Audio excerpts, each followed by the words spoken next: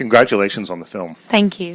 So when you auditioned for Cinderella, I'm told that you went for the roles of one of the stepsisters and not Cinderella. Yeah, I did. And tell me why. Well, it was actually just the when you get the casting call for something, they pick what part you go for, and they got me to come in for Anastasia. And I remember I wore this pink-orange tie-dye jumper that the casting directors told me to burn. But I had blonde hair because of Downton, so they said I should read for Ella. And they did. And so what was your reaction to that? So I kind of thought, oh God. And I was kind of up for playing the off-center part, the quirkier, the funnier part. And so then I paced the corridor for about 15 minutes. And the little kind of breakdown of the character that Ken had given, it really sort of struck me. And I thought it was quite, it said that she had a generous spirit and a generous nature and an open heart. And I think because I didn't have time to overthink, I just went in and I just read it. And I think I was much better for it. Maybe so, because the idea of playing Cinderella must be huge. I mean, you've had certainly time to reflect on it since then. It's got to be huge. 50 years from now, when you're sitting and they're giving you a Lifetime Achievement Award, there's going to be talk of Cinderella. I know, it's crazy. And actually, as we've been touring for the last few weeks promoting the movie, it's sort of been at little moments have hit me, and it's quite overwhelming, the thought. But at this point, before it's even out, it's out today. Mm-hmm. I just hope that people respond to it, and if they do, I'll be really happy. Well, there was a premiere in Toronto that you were at. Yeah. The audience responded. Was it the response that you wanted? Yeah, well, I mean, I didn't see them after the film, but I saw them before, and everyone seemed really excited, and I met loads of the little kids, which is always my favorite part. By miles. I love that kind of transaction between the kid and the make-believe and the story, and it's such a special story to so many people. Now, it's a little different than the Cinderella that we might have read growing up. Well, there's no toes being cut off to fit feet into slippers, so that's a little different from the Brothers Grimm. It's a little different from the 1950 animated version. Mm-hmm. Can you walk us through a couple of the changes? Because they're not, on the surface, major changes, but they shift things a little bit, right? Yeah, when I first read the script, I remember, aside from being actually incredibly moved by it, I was like, wow, this really isn't that different. This is really faithful to the fairy tale.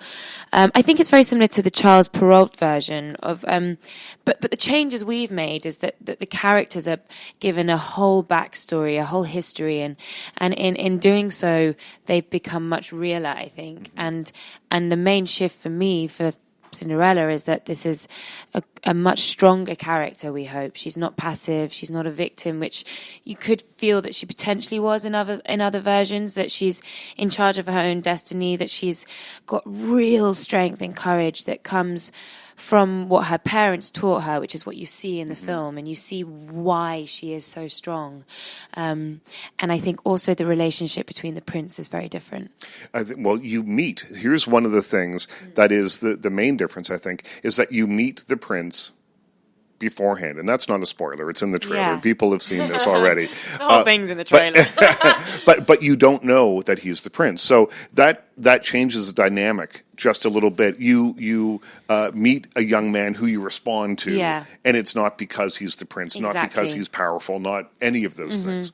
Yeah, we meet in the forest, and actually for both characters, for Ella, it's a point where she's almost ready to give up, that she can't deal with the cruelty any longer from the stepmother and the girls, and then the prince is meeting her at an interesting point in his life, and he's almost becoming king, and anyway, and they need each other in that moment, and they rescue each other in that moment, and they just click, and the connection, and I think it's beautifully written, and we're both on horses, and it's very charged, and you feel that they fall in love, really, and it's nothing to do with anything except for they're right for each other.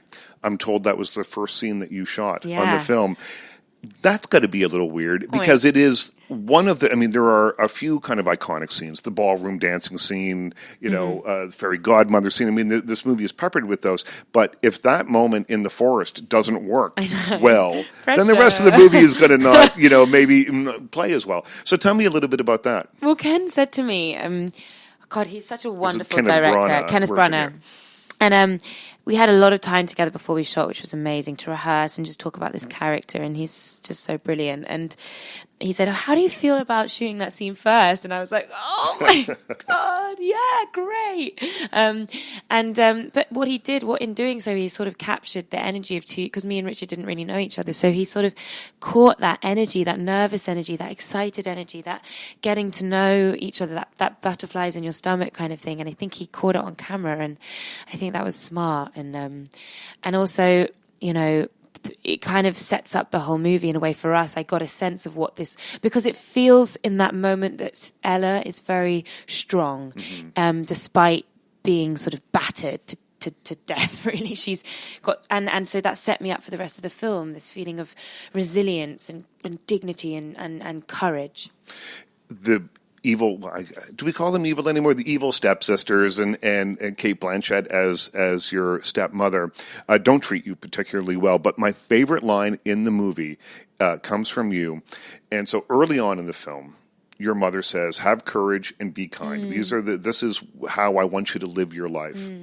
And we see examples of this all the way through. But the best example of it in the movie is when someone asks you, how do they treat you? And you say, they treat me as well as they're able. And for me, that was the takeaway from the movie. Oh. For me, that was the part that really struck me. The romance, maybe because I'm a man, I don't know. What wasn't the thing that I walked away from feeling all mushy about. What I did walk away from was the generosity of spirit that she shows in that moment. It's a really lovely scene. Yeah, there's a few standout lines like that for me as well, and that certainly was one of them, that she's able to, one of her great gifts or skills or her, is that she's able to see things from other people's perspective and empathy. She's able to understand people, and in a way she knows at that point that that's all that she's capable of, that her life's led her to a point where she's cruel in that way and bitter or whatever it may be. And Kate's amazing portrayal of the characters, there's so many layers and depths that the audience see that too, I think. And there's another point where she on a similar level, where she gets the news that her father's died, and she says, thank you, that must have been really hard for you. And to the man who tells her, the farmer John who comes to tell her. And I think you see that what strength and what, and I think that's the kind of moments in the film that I hope that kids pick up on too, that's inspiring and without being too worthy. I think they're sort of beautiful moments. Well, here's the thing. So do you now become a role model for you must have been asked this before, a role model for young women because of this, the idea of the Disney princess, of being Cinderella and that kind of thing. Is that too heavy a weight to think about? Yes, but you don't take on a role like this without knowing that sort of becomes a part of it in a way. You'd be foolish to think it didn't when it's a Disney film and it's for kids and family and it's such an iconic character. But I look at it as I want to be the best version of myself I can be in these times when I'm promoting the movie, which is what we should do in life anyway. So that's the only way I can sort of get my head around it. Probably the most iconic part of the story is the glass slipper. I've seen the Swarovski crystal slipper, and there were a number of them. I think I've seen one of them, and it's kind of amazing. It's this beautiful thing. I understand it didn't fit. It certainly didn't look comfortable to wear. Did you wear it? Did you actually wear it? Yeah, that's my sort of like English humor. It didn't fit. I mean, it didn't fit anyone. It wasn't just that they got the size wrong. It's Swarovski crystal, so it would have broken. So they had to CGI it onto my foot, which was a bit of a shame. So they were just like hero props, I guess. Yeah, so you just props. hold them. Yeah, but we still had it throughout. The slipper went right down to my foot, and then it was taken out, and we held it, and it was there for me. And like everything in this movie, the sets by Dante Ferretti, the costumes by Sandy Powell, they're so beautiful that it just meant that we could just be in the moment and respond. Well, let's talk about that a little bit. The costumes by Sandy Powell, who's won a handful of Academy Awards for working with Martin Scorsese and everybody else, are spectacular. The blue ball gown that we see on the poster as the iconic, and in the iconic dance scene that you have, looks to me so beautiful on screen, but probably really cumbersome to wear. And I understand that in the dance scenes, which are fairly elaborate in this and go on for a little while, like you actually see the two of you dance. Yeah, it was a it's long an important dance. moment. But I understand that they were sort of awkward to film because of the volume of the dress. Yeah, it's what I've loved learning about filmmaking from doing it for the last few years, is that as a viewer, as an audience, things always look so beautiful and elegant, and to do, it's always a nightmare. Like the dress, it was huge and it ripped and it was massive and it was heavy and we were trying to dance and float on air, and also things like, you know, all the scenes I shot with Helena Bonham Carter in the night shoot, the fairy godmother scenes, both of us were in one of those dresses, so we were, you know, like these big beached whales, and also those scenes were all shot in night shoots in England outside in the cold. I'm preaching to the wrong people about the cold, but the winter, English winter's cold too, and you're outside. Oh, and I'm sorry. Did you get damp? Sorry. Yeah, okay. I'll scrap that story. But it was cold, and you're shooting for 8 hours at night. And, so everything, not just the costumes, everything, you know, tends to be a lot harder than it looks. I'm sorry. I'm doing sob stories. I'll shut up. Was Cinderella a favorite of yours growing up?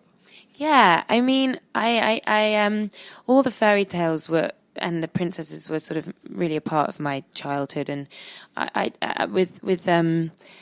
think some of the princesses were more my favorites, like Belle and Ariel, and my sort of overriding sensation of the princesses, which was the great one, was that they were free spirits and they were courageous and they kind of wanted to break the rules, and so I think there were other princesses that were more like that. Right.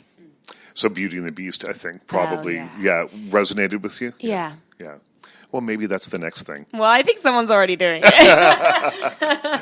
How do you think Lady Rose fans from Downton Abbey, she's rebellious? I guess Cinderella's not exactly rebellious, but she does certainly have a mind of her own. So, I don't know. Is she rebellious? Do you think she's rebellious? Well, I not guess in the same way that Lady Rose Not is. in the same way, but I suppose she is in that her way of thinking is so different from others, you know.